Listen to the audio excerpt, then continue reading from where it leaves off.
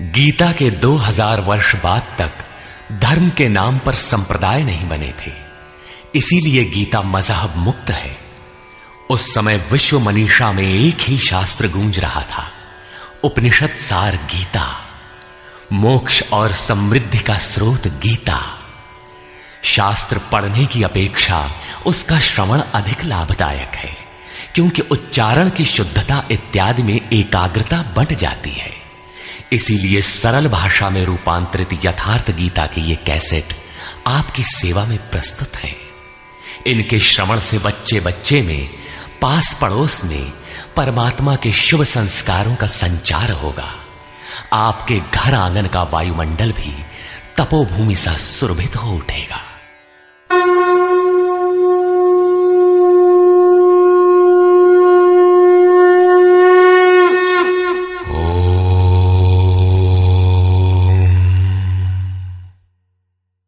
श्री परमात्मने नमः। यथार्थ गीता, श्रीमद् भगवत गीता, अथाष्टमो अध्याय। 7वें अध्याय के अंत में योगेश्वर श्री कृष्ण ने कहा कि पुण्य कर्म अर्थात नियत कर्म आराधना को करने वाले योगी संपूर्ण पापों से छूटकर उस व्याप्त ब्रह्म को जानते हैं। अर्थात कर्म कोई ऐसी वस्तु है जो व्याप्त ब्रह्म की जानकारी दिलाता है। उस कर्म को करने वाले व्याप्त ब्रह्म को, संपूर्ण कर्म को, संपूर्ण अध्यात्म को, संपूर्ण अधिदैव, अधिभूत और अधियज्ञ सहित मुझको जानते हैं। अतः कर्म कोई ऐसी वस्तु है जो इन सब से परिचित कराती है। वे अंतकाल में भी मुझको ही जानते हैं। उनकी जानकारी कभी विस्मृत नहीं होती।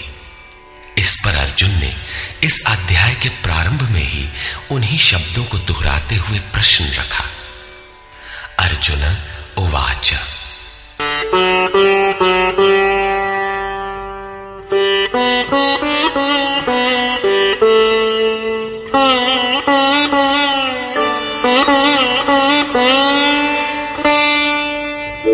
किं तद्ब्रह्म किमध्यात्मम् किं कर्म पुरुषोत्तम अधिभूतं च किं प्रोक्तम् अधिदैवं किमुच्यते। हे पुरुषोत्तम, वो ब्रह्म क्या है, अध्यात्म क्या है, कर्म क्या है, अधिभूत तथा अधिदैव किसे कहा जाता है? अधियज्ञः कथं कोत्र देहेऽस्मिन् मधुसूदन प्रयाणकाले च कथं ज्ञेयोऽसि नियतात्मभिः। हे मधुसूदन, यहां अधियज्ञ कौन है और वह इस शरीर में कैसे है? सिद्ध है कि अधियज्ञ अर्थात यज्ञ का अधिष्ठाता कोई ऐसा पुरुष है जो मनुष्य शरीर के आधार वाला है। समाहित चित्त वाले पुरुषों द्वारा अंत समय में आप किस प्रकार जानने में आते हैं? इन 7 प्रश्नों का क्रम से निर्णय देने के लिए योगेश्वर श्री कृष्ण बोले। श्री भगवान उवाच।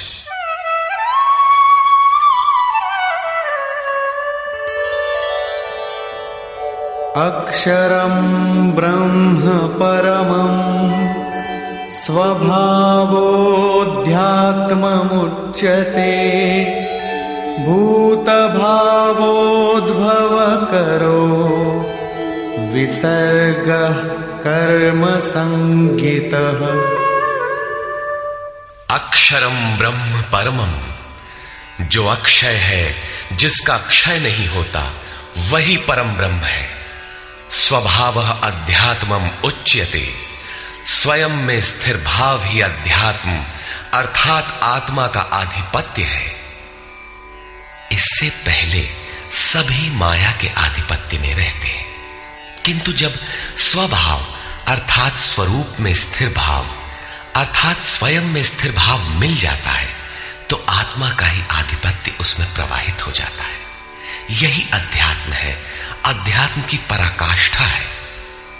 भूत भावोद्भव करः, भूतों के वे भाव जो कुछ न कुछ उद्भव करते हैं, अर्थात प्राणियों के वे संकल्प जो भले अथवा बुरे संस्कारों की संरचना करते हैं, उनका विसर्ग अर्थात विसर्जन, उनका मिट जाना ही कर्म की पराकाष्ठा है। यही संपूर्ण कर्म है जिसके लिए योगेश्वर ने कहा था, वो संपूर्ण कर्म को जानता है। वहां कर्म पूर्ण है, आगे आवश्यकता नहीं है।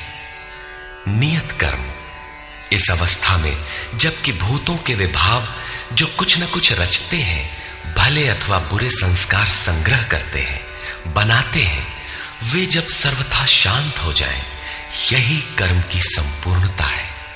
इसके आगे कर्म करने की आवश्यकता नहीं रह जाती। अतः कर्म कोई ऐसी वस्तु है जो भूतों के संपूर्ण संकल्पों को, जिनसे कुछ न कुछ संस्कार बनते हैं, उनका शमन कर देती है।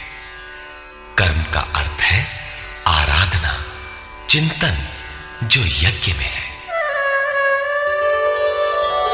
अधिभूतं क्षरो भावः पुरुषश्चाधिदैवतम् अधियज्ञोऽहमेवात्र देहे देहभृतां वर। जब तक अक्षय भाव नहीं मिलता तब तक नष्ट होने वाले संपूर्ण क्षर भाव अधिभूत अर्थात भूतों के अधिष्ठान है। वही भूतों की उत्पत्ति के कारण है। पुरुषः च अधिदैवतम, और प्रकृति से परे जो परम पुरुष है वही अधिदैव अर्थात संपूर्ण देवों, दैवी संपद का अधिष्ठाता है। दैवी संपद उसी परम देव में विलय हो जाती है। देहधारियों में श्रेष्ठ अर्जुन, इस मनुष्य तन में मैं ही अधियज्ञ अर्थात यज्ञों का अधिष्ठाता हूं। अतः इसी शरीर में अव्यक्त स्वरूप में स्थित महापुरुष ही अधियज्ञ है। योगेश्वर श्री कृष्ण एक योगी थे जो संपूर्ण यज्ञों का भोक्ता है। अंत में यज्ञ उसमें प्रवेश पा जाते हैं, वही परम स्वरूप मिल जाता है। इस प्रकार अर्जुन के 6 प्रश्नों का समाधान हुआ। अब अंतिम प्रश्न कि अंत काल में कैसे आप जानने में आते हैं जो कभी विस्मृत नहीं होते।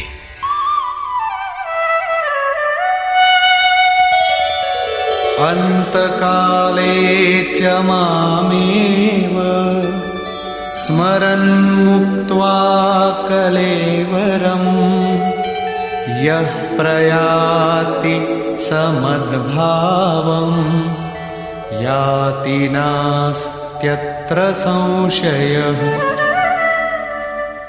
योगेश्वर श्री कृष्ण कहते हैं, जो पुरुष अंतकाल में अर्थात मन के निरोध और विलय काल में मेरा ही स्मरण करते हुए शरीर के संबंध को छोड़ अलग हो जाता है, वो मद्भावम साक्षात मेरे स्वरूप को प्राप्त होता है, इसमें संशय नहीं है। शरीर का निधन शुद्ध अंतकाल नहीं है। मरने के बाद भी शरीरों का क्रम पीछे लगा रहता है। संचित संस्कारों की सतह के मिट जाने के साथ ही मन का निरोध हो जाता है, और वो मन भी जब विलय हो जाता है तो वहीं पर अंतकाल है, जिसके बाद शरीर धारण नहीं करना पड़ता। ये क्रियात्मक है, केवल कहने से वार्ता क्रम से समझ में नहीं आता। जब तक वस्त्रों की तरह शरीर का परिवर्तन हो रहा है तब तक शरीरों का अंत कहां हुआ। मन के निरोध और निरुद्ध मन के भी विलय काल में जीते जी शरीर के संबंधों का विच्छेद हो जाता है। यदि मरने के बाद ही यह स्थिति मिलती तो श्री कृष्ण भी पूर्ण नहीं होते। उन्होंने कहा कि अनेक जन्म के अभ्यास से प्राप्ति वाला ज्ञानी साक्षात मेरा स्वरूप है। मैं वह हूं और वह मुझ में है। लेश मात्र भी उसमें और मुझ में अंतर नहीं है। यह जीते जी प्राप्ति है। जब फिर कभी शरीर न मिले वही शरीरों का अंत है। ये तो वास्तविक शरीरांत का चित्रण हुआ, जिसके पश्चात जन्म नहीं लेना पड़ता है। दूसरा शरीरांत मृत्यु है, जो लोक प्रचलित है, किंतु इस शरीरांत के पश्चात पुनः जन्म लेना पड़ता है।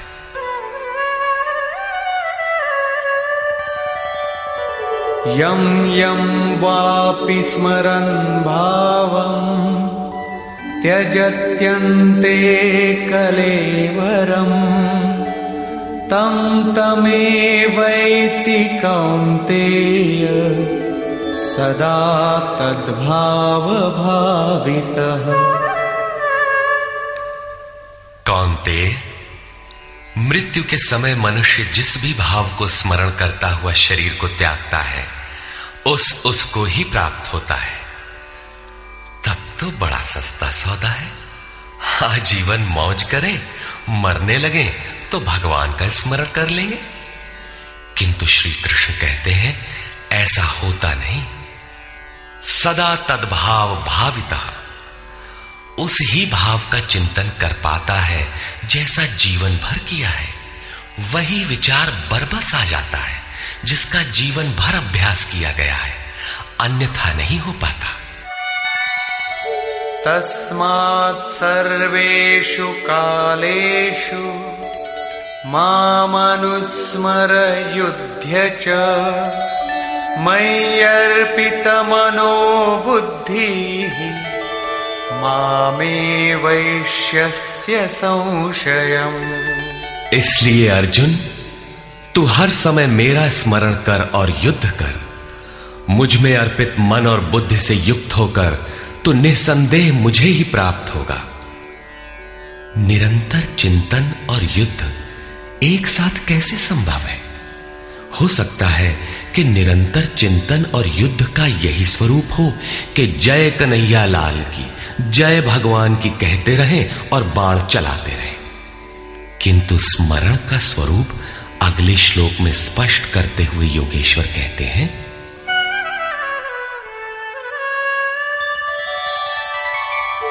अभ्यासयोगयुक्तेन चेतसा नान्यगामिना परमं पुरुषं दिव्यं याति पार्थानुचिन्तयन्। हे पार्थ, उस स्मरण के लिए योग के अभ्यास से युक्त हुआ, अर्थात मेरा चिंतन और योग का अभ्यास पर्याय है। मेरे सिवाय दूसरी ओर न जाने वाले चित्त से निरंतर चिंतन करने वाला परम प्रकाश स्वरूप दिव्य पुरुष अर्थात परमात्मा को प्राप्त होता है। मान लीजिए कि ये पेंसिल भगवान है, तो इसके सिवाय अन्य किसी वस्तु का स्मरण नहीं आना चाहिए। इसके अगल बगल आपको पुस्तक दिखाई पड़ती है या अन्य कुछ भी, तो आपका स्मरण खंडित हो गया। स्मरण जब इतना सूक्ष्म है कि इष्ट के अतिरिक्त दूसरी वस्तु का स्मरण भी ना हो, मन में तरंगे भी ना आए, तो स्मरण और युद्ध दोनों एक साथ कैसे होंगे? वस्तुतः जब आप चित्त को सब ओर से समेटकर अपने एक आराध्य के स्मरण में प्रवृत्त होंगे, तो उस समय मायिक प्रवृत्तियां काम क्रोध राग द्वेष बाधा के रूप में सामने प्रकट ही है। आप स्मरण करेंगे किंतु वे आपके अंदर उद्वेग पैदा करेंगे। आपका मन स्मरण से चलायमान करना चाहेंगे। इन बाह्य प्रवृत्तियों का पार पाना ही युद्ध है। निरंतर चिंतन द्वारा ही इनका अंत किया जाता है। इसलिए निरंतर चिंतन के साथ ही युद्ध संभव है। गीता का एक भी श्लोक बाह्य मारकाट का समर्थन नहीं करता। चिंतन किसका करें, इस पर कहते हैं,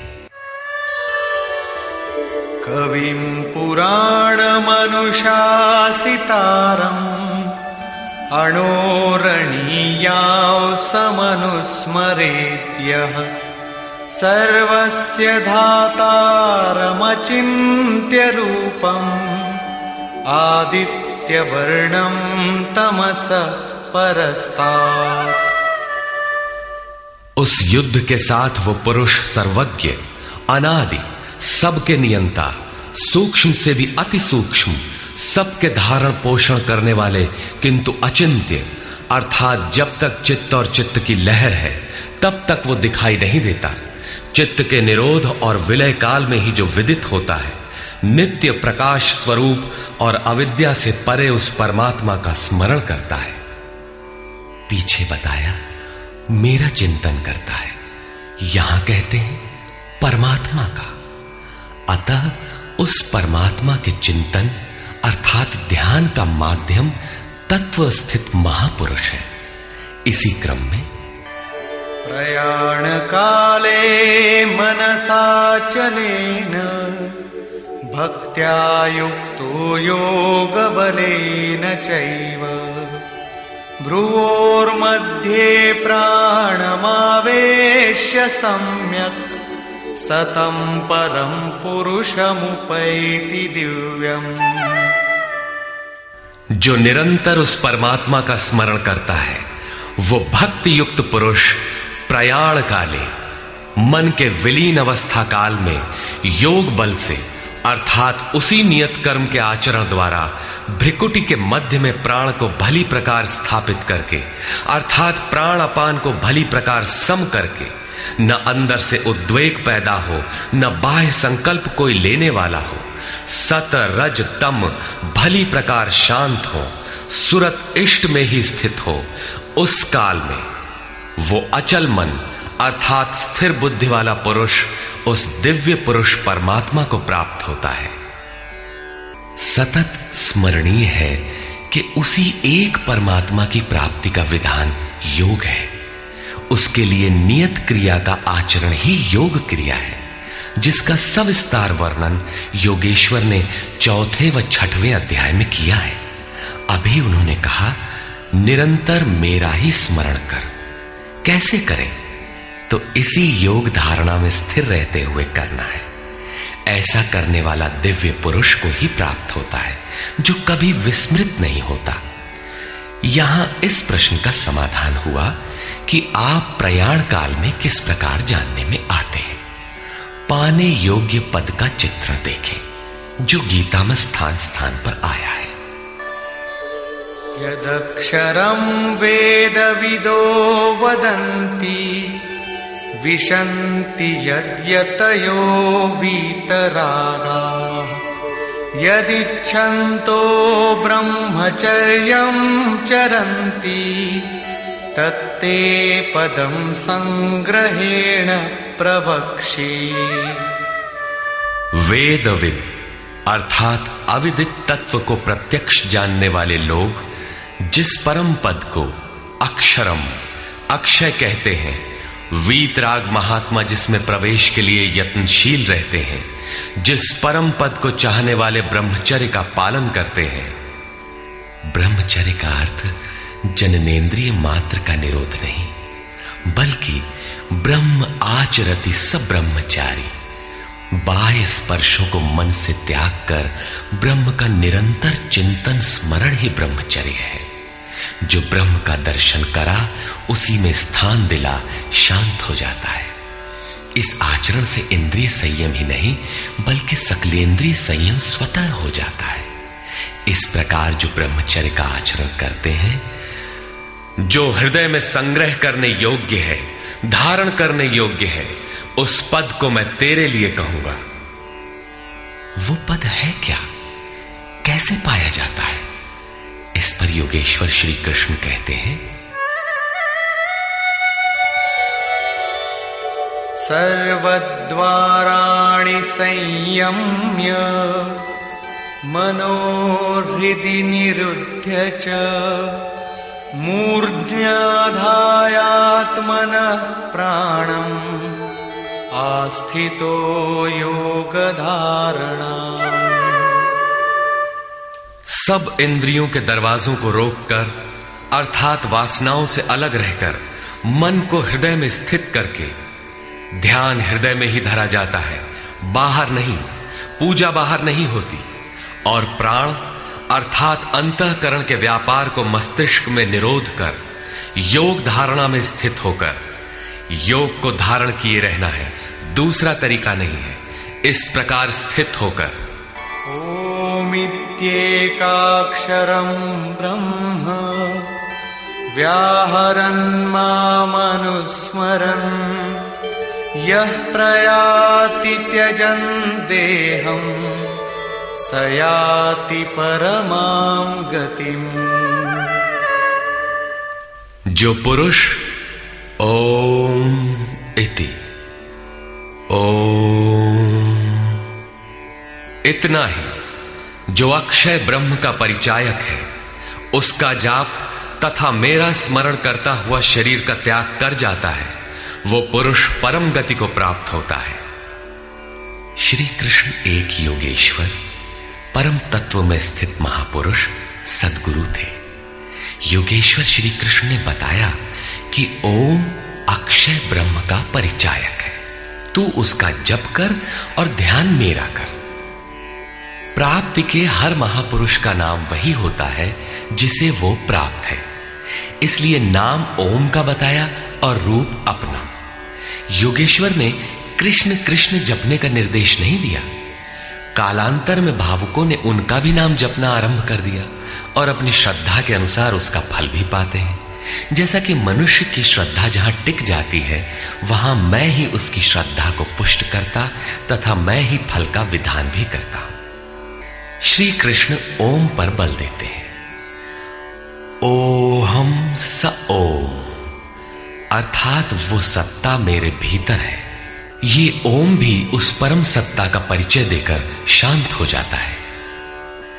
वास्तव में उस प्रभु के अनंत नाम है, किंतु जप के लिए वही नाम सार्थक है जो छोटा हो, श्वास में ढल जाए और एक परमात्मा का ही बोध कराता हो। उससे भिन्न अनेक देवी देवताओं की अविवेकपूर्ण कल्पना में उलझाकर लक्ष्य से दृष्टि न हटाते। प्रारंभिक साधक नाम तो जपते हैं, किंतु महापुरुष के स्वरूप का ध्यान करने में हिचकते हैं। वे अपनी अर्जित मान्यताओं का पूर्वाग्रह छोड़ नहीं पाते। वे किसी अन्य देवता का ध्यान करते हैं जिसका योगेश्वर श्री कृष्ण ने निषेध किया है। अतः पूर्ण समर्पण के साथ किसी अनुभवी महापुरुष की शरण लें। पुण्य पुरुषार्थ सबल होते ही कुतर्कों का शमन और यथार्थ क्रिया में प्रवेश मिल जाएगा। योगेश्वर श्री कृष्ण के अनुसार इस प्रकार ओम के जप और परमात्म स्वरूप सद्गुरु के स्वरूप का निरंतर स्मरण करने से मन का निरोध और विलय हो जाता है और उसी क्षण शरीर के संबंध का त्याग हो जाता है। केवल मरने से शरीर पीछा नहीं छोड़ता।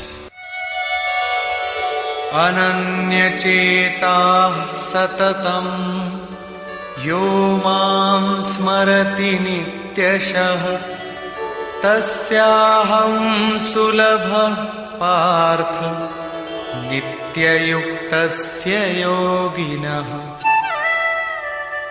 मेरे अतिरिक्त और कोई चित्त में है ही नहीं। उस अन्य किसी का चिंतन न करता हुआ अर्थात अनन्य चित्त से स्थिर हुआ जो अनवरत मेरा स्मरण करता है, उस नित्य मुझसे युक्त योगी के लिए मैं सुलभ हूं। आपके सुलभ होने से क्या मिलेगा? मामुपेत्य पुनर्जन्म दुःखालयमशाश्वतम् नाप्नुवन्ति महात्मानः संसिद्धिं परमां गताः। मुझे प्राप्त कर वे दुखों के स्थान स्वरूप क्षणभंगुर पुनर्जन्म को प्राप्त नहीं होते, बल्कि परम सिद्धि को प्राप्त होते हैं। अर्थात मुझे प्राप्त होना अथवा परम सिद्धि को प्राप्त होना एक ही बात है। केवल भगवान ही ऐसे हैं जिन्हें पाकर उस पुरुष का पुनर्जन्म नहीं होता। फिर पुनर्जन्म की सीमा कहां तक है?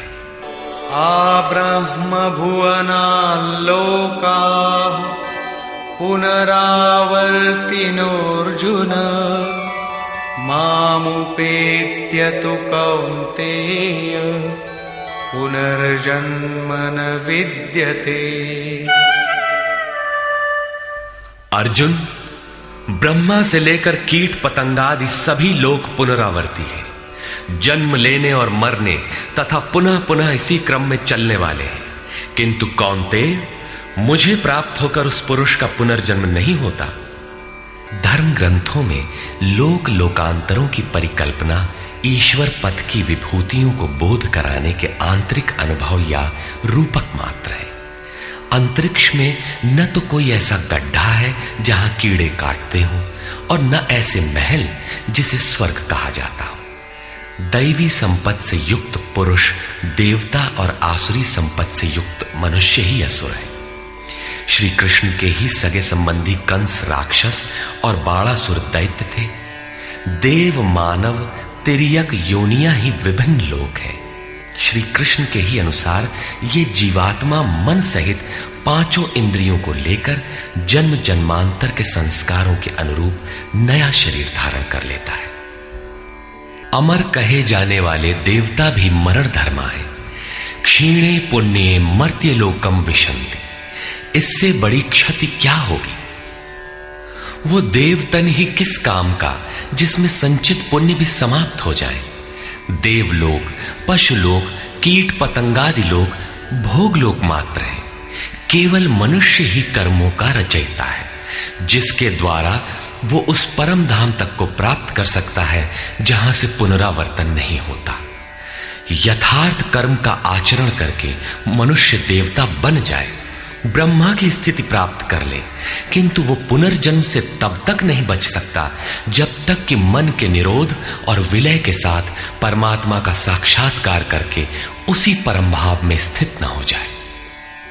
उसका पुनर्जन्म नहीं होना है, किंतु इस अव्यक्त स्थिति से पूर्व जब तक उसके पास अपनी बुद्धि है, जब तक वो ब्रह्मा है, वो पुनर्जन्म की परिधि में ही है।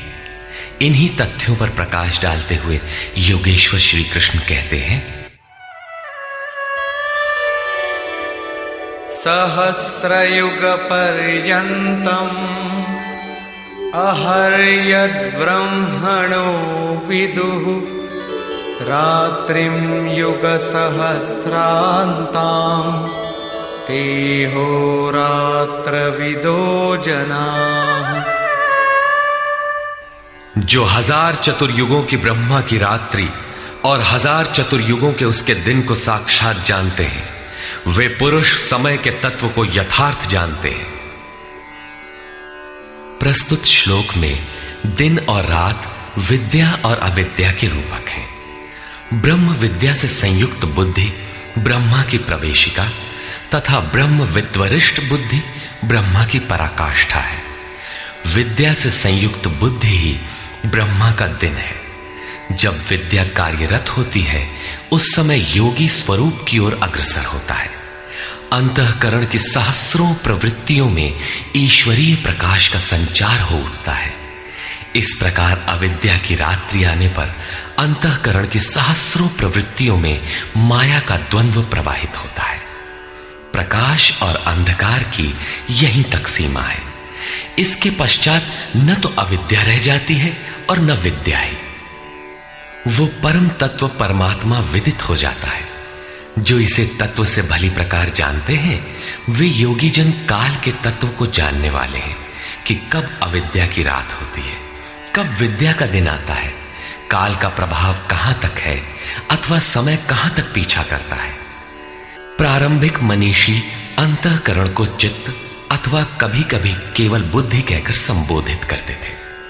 कालांतर में अंतःकरण का विभाजन मन, बुद्धि, चित्त और अहंकार की 4 प्रमुख वृत्तियों में किया गया। वैसे अंतःकरण की प्रवृत्तियां अनंत हैं।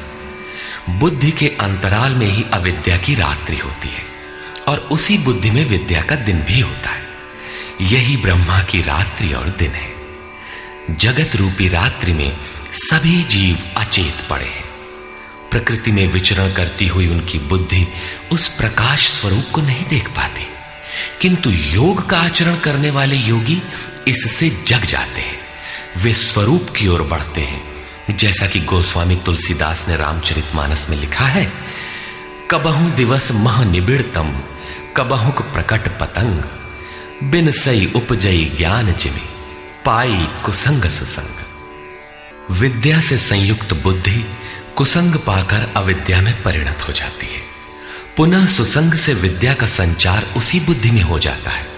ये उतार चढ़ाव पूर्ति पर्यंत लगा रहता है। पूर्ति के पश्चात न बुद्धि है न ब्रह्मा, न रात रहती है न दिन। यही ब्रह्मा के दिन रात का रूपक है। न हजारों साल की लंबी रात होती है, न हजारों चतुर्युग का दिन ही होता है, और न कहीं कोई चार मुंह वाला ब्रह्मा ही है। बुद्धि की उपर्युक्त चार क्रमिक अवस्थाएं ही ब्रह्मा के चार मुख और अंतःकरण की चार प्रमुख प्रवृत्तियां ही उनके चतुर्युग हैं। रात और दिन इन्हीं प्रवृत्तियों में होते हैं। जो पुरुष इसके भेद को तत्व से जानते हैं, वे योगी जन काल के भेद को जानते हैं कि काल कहां तक पीछा करता है और कौन पुरुष काल से भी अतीत हो जाता है। रात्रि और दिन, अविद्या और विद्या में होने वाले कार्य को योगेश्वर श्री कृष्ण स्पष्ट करते हैं।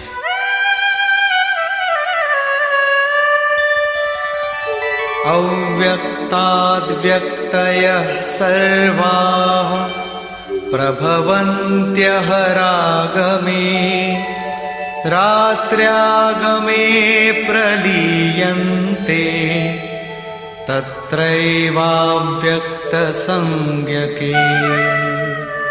ब्रह्मा के दिन के प्रवेश काल में अर्थात विद्या, दैवी संपत्ति के प्रवेश काल में संपूर्ण प्राणी अव्यक्त बुद्धि में जागृत हो जाते हैं, और रात्रि के प्रवेश काल में उसी अव्यक्त अदृश्य बुद्धि में जागृति के सूक्ष्म तत्व अचेत हो जाते हैं।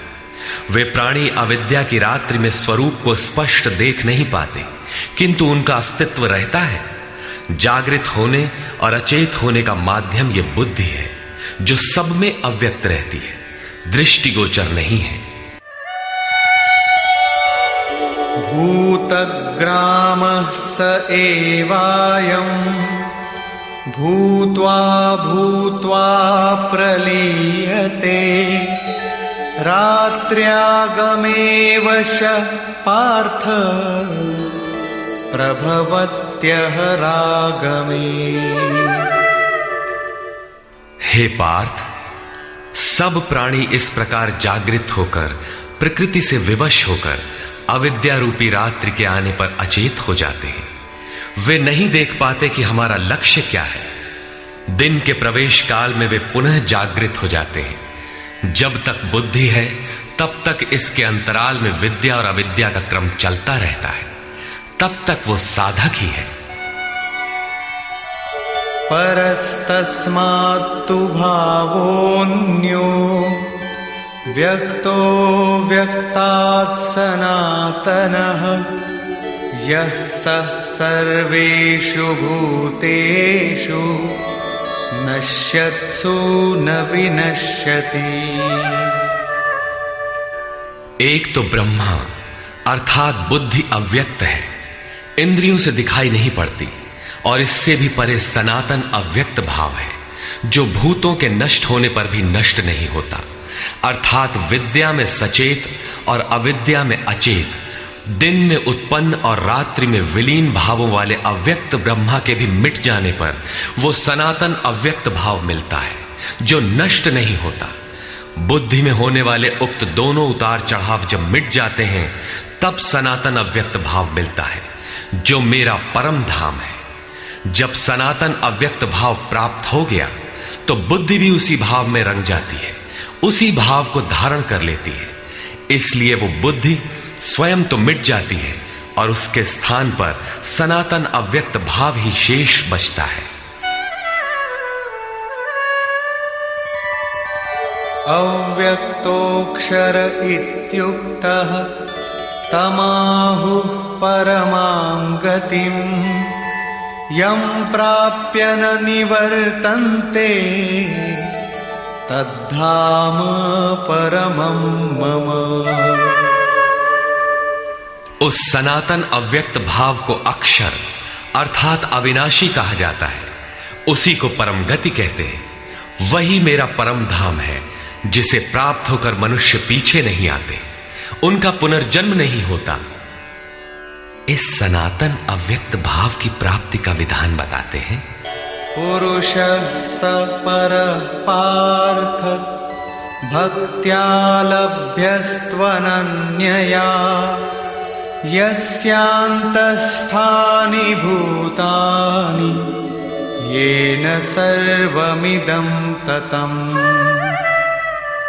पार्थ, जिस परमात्मा के अंतर्गत संपूर्ण भूत है, जिससे संपूर्ण जगत व्याप्त है, सनातन अव्यक्त भाव वाला वो परम पुरुष अनन्य भक्ति से प्राप्त होने योग्य है। अनन्य भक्ति का तात्पर्य है कि परमात्मा के सिवाय अन्य किसी का स्मरण न करते हुए उनसे जुड़ जाए। अनन्य भाव से लगने वाले पुरुष भी कब तक पुनर्जन्म की सीमा में हैं और कब वे पुनर्जन्म का अतिक्रमण कर जाते हैं, इस पर योगेश्वर कहते हैं।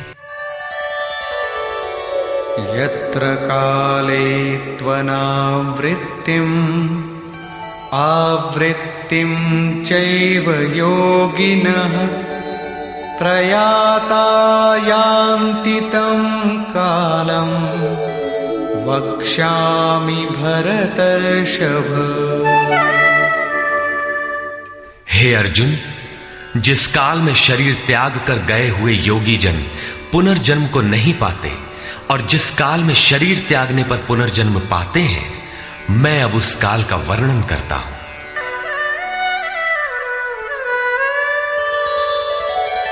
अग्निर्ज्योतिरः शुक्लः षण्मासा उत्तरायणम् तत्र प्रयाता गच्छन्ति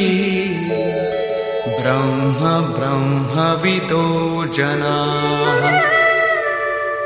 शरीर संबंध का त्याग करते समय जिसके समक्ष ज्योतिर्मय अग्नि जल रहा हो, दिन का प्रकाश फैला हो, सूर्य चमक रहा हो, शुक्ल पक्ष का चंद्र बढ़ रहा हो, उत्तरायण का निरभ्र और सुंदर आकाश हो, उस काल में प्रयाण करने वाले ब्रह्मवेत्ता योगी जन ब्रह्म को प्राप्त होते हैं। अग्नि ब्रह्म तेज का प्रतीक है, दिन विद्या का प्रकाश है, शुक्ल पक्ष निर्मलता का द्योतक है, विवेक, वैराग्य, शम, दम, तेज और प्रज्ञा ये षडैश्वर्य ही षण्मास है। ऊर्ध्व रेता स्थिति ही उत्तरायण है। प्रकृति से सर्वथा परे इस अवस्था में जाने वाले ब्रह्मवेत्ता योगी जन ब्रह्म को प्राप्त होते हैं। उनका पुनर्जन्म नहीं होता, किंतु अनन्य चित्त से लगे हुए योगी जन यदि इस आलोक को प्राप्त नहीं कर पाए, जिनकी साधना अभी पूर्ण नहीं, उनका क्या होता है, इस पर कहते हैं। धूमो रात्रिस्तथा कृष्णः षण्मासा दक्षिणायनम् तत्र चान्द्रमसं ज्योतिः योगी प्राप्य निवर्तते। जिसके प्रयाण काल में धुआं फैल रहा हो, योगाग्नि हो। अग्नि यज्ञ प्रक्रिया में पाए जाने वाले अग्नि का स्वरूप है, किंतु धुएं से आच्छादित हो, अविद्या की रात्रि हो, अंधेरा हो, कृष्ण पक्ष का चंद्रमा क्षीण हो रहा हो, कालिमा का बाहुल्य हो, षड विकारों अर्थात काम, क्रोध, लोभ, मोह, मद और मत्सर से युक्त दक्षिणायन अर्थात बहिर्मुखी हो, जो परमात्मा के प्रवेश से अभी बाहर है, उस योगी को पुनः जन्म लेना पड़ता है। तो क्या शरीर के साथ उस योगी की साधना नष्ट हो जाती है? इस पर योगेश्वर श्री कृष्ण कहते हैं। शुक्ल कृष्णे गति हेते जगतः शाश्वते मते एकया यात्यनावृत्तिम् अन्यया वर्तते पुनः। उपर्युक्त शुक्ल और कृष्ण दोनों प्रकार की गतियां जगत में शाश्वत हैं, अर्थात साधन का कभी विनाश नहीं होता। एक अर्थात शुक्ल अवस्था में प्रयाण करने वाला पीछे न आने वाली परम गति को प्राप्त होता है, और दूसरी अवस्था में जिसमें क्षीण प्रकाश तथा अभी कालिमा है, ऐसी अवस्था को गया हुआ पीछे लौटता है, जन्म लेता है। जब तक पूर्ण प्रकाश नहीं मिलता तब तक उसे भजन करना है। प्रश्न पूर्ण हुआ। अब इसके लिए साधन पर पुनः बल देते हैं।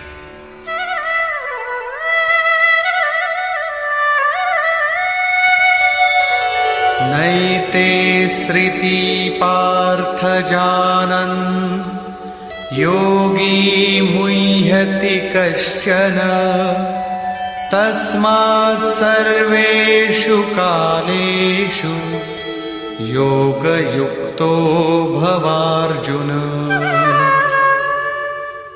हे पार्थ, इस प्रकार इन मार्गों को जानकर कोई भी योगी मोहित नहीं होता। वो जानता है कि पूर्ण प्रकाश पा लेने पर ब्रह्म को प्राप्त होगा और क्षीण प्रकाश रहने पर भी पुनर्जन्म में साधन का नाश नहीं होता। दोनों गतियां शाश्वत हैं। अतः अर्जुन, तो सब काल में योग से युक्त हो, अर्थात निरंतर साधन कर।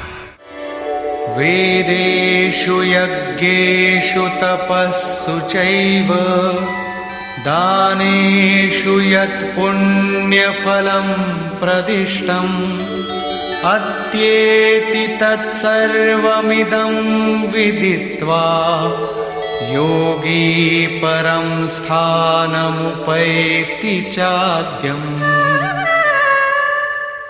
इसको साक्षात्कार सहित जानकर, मानकर नहीं, योगी वेद, यज्ञ, तप और दान के पुण्य फलों का निसंदेह अतिक्रमण कर जाता है और सनातन परम पद को प्राप्त होता है। अविदित परमात्मा की साक्षात जानकारी का नाम वेद है।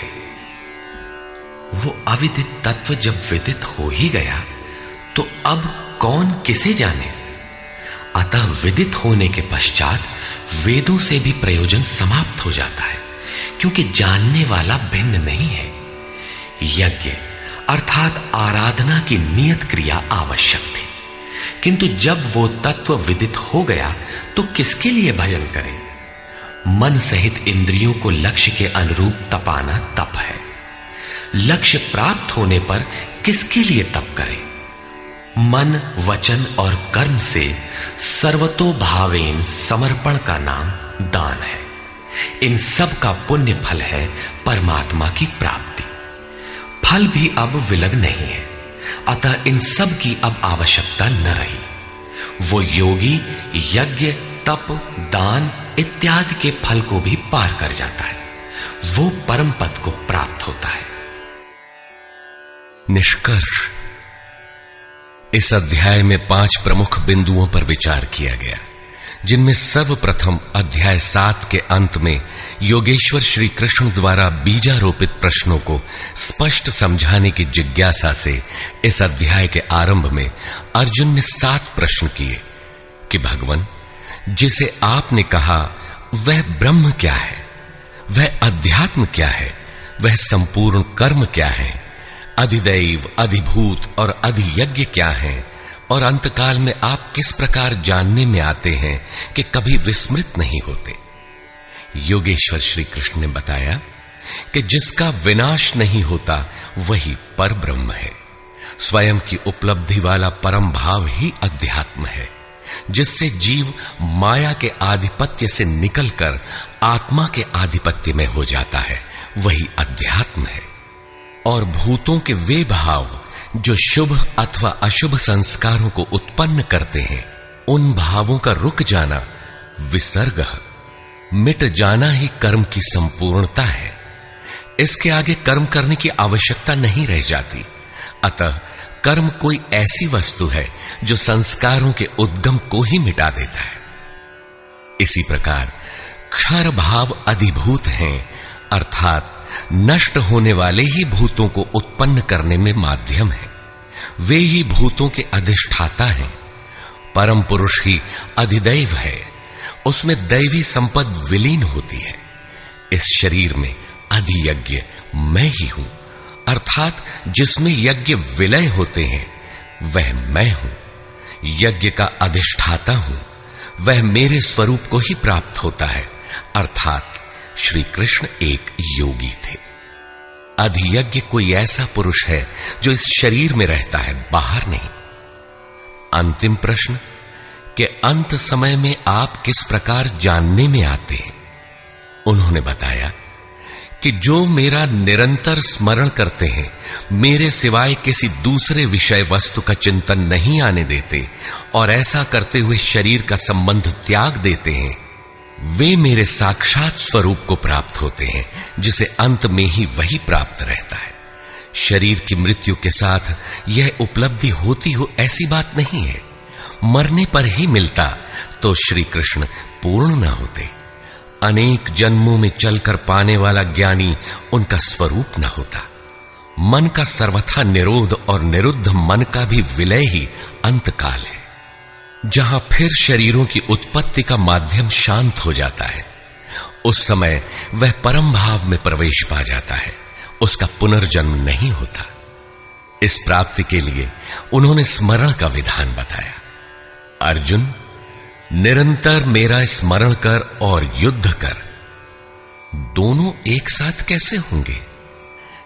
कदाचित ऐसा हो कि जय गोपाल हे कृष्ण कहते रहें, लाठी भी चलाते रहें। स्मरण का स्वरूप स्पष्ट किया कि योग धारणा में स्थिर रहते हुए मेरे सिवाय अन्य किसी भी वस्तु का स्मरण न करते हुए निरंतर स्मरण कर। जब स्मरण इतना सूक्ष्म है तो युद्ध कौन करेगा? मान लीजिए यह पुस्तक भगवान है, तो इसके अगल बगल की वस्तु, सामने बैठे हुए लोग या अन्य देखी सुनी कोई वस्तु संकल्प में भी न आए, दिखाई न पड़े। यदि दिखाई पड़ती है तो स्मरण नहीं है। ऐसे स्मरण में युद्ध कैसा? वस्तुतः जब आप इस प्रकार निरंतर स्मरण में प्रवृत्त होंगे तो उसी क्षण युद्ध का सही स्वरूप खड़ा होता है। उस समय मायिक प्रवृत्तियां बाधा के रूप में प्रत्यक्ष ही है। काम, क्रोध, राग, द्वेष दुर्जय शत्रु हैं। ये शत्रु स्मरण करने नहीं देंगे। इनसे पार पाना ही युद्ध है। इन शत्रुओं के मिट जाने पर ही व्यक्ति परम गति को प्राप्त होता है। इस परम गति को पाने के लिए अर्जुन, तू जप तो ओम का और ध्यान मेरा कर। अर्थात श्री कृष्ण एक योगी थे। नाम और रूप आराधना की कुंजी है। योगेश्वर श्री कृष्ण ने इस प्रश्न को भी लिया कि पुनर्जन्म क्या है, उसमें कौन कौन आते हैं। उन्होंने बताया कि ब्रह्मा से लेकर यावन मात्र जगत पुनरावर्ती है और इन सब के समाप्त होने पर भी मेरा परम अव्यक्त भाव तथा उसमें स्थिति समाप्त नहीं होती। इस योग में प्रविष्ट पुरुष की दो गतियां हैं। जो पूर्ण प्रकाश को प्राप्त षडैश्वर्य संपन्न ऊर्ध्वरेता है, जिसमें लेश मात्र भी कमी नहीं है, वह परम गति को प्राप्त होता है। यदि उस योग कर्ता में लेश मात्र भी कमी है, कृष्ण पक्ष सी कालिमा का संचार है, ऐसी अवस्था में शरीर का समय समाप्त होने वाले योगी को जन्म लेना पड़ता है। वह सामान्य जीव की तरह जन्म मरण के चक्कर में नहीं फंसता, बल्कि जन्म लेकर उससे आगे की शेष साधना को पूरा करता है। इस प्रकार आगे के जन्म में उसी क्रिया से चलकर वह भी वहीं पहुंच जाता है जिसका नाम परम धाम है। पहले भी श्री कृष्ण कह आए हैं कि इसका थोड़ा भी साधन जन्म मरण के महान भय से उद्धार करा के ही छोड़ता है। दोनों रास्ते शाश्वत हैं, अमिट हैं। इस बात को समझकर कोई भी पुरुष योग से चलायमान नहीं होता। अर्जुन, तू योगी बन। योगी वेद, तप, यज्ञ और दान के भी पुण्य फलों का उल्लंघन कर जाता है, परम गति को प्राप्त होता है। इस अध्याय में स्थान स्थान पर परम गति का चित्रण किया गया है, जिसे अव्यक्त, अक्षय और अक्षर कहकर संबोधित किया गया है, जिसका कभी क्षय अथवा विनाश नहीं होता। अतः ओम तत्सदिति श्रीमद् भगवद गीता सूपनिषत्सु ब्रह्म विद्यायाम योग शास्त्रे श्री कृष्णार्जुन संवादे अक्षर ब्रह्म योगो नाम अष्टमोऽध्यायः। इस प्रकार स्वामी अड़गड़ानंद कृत श्रीमद् भगवद गीता के भाष्य यथार्थ गीता का 8वां अध्याय पूर्ण होता है। हरि ओम तत्सत।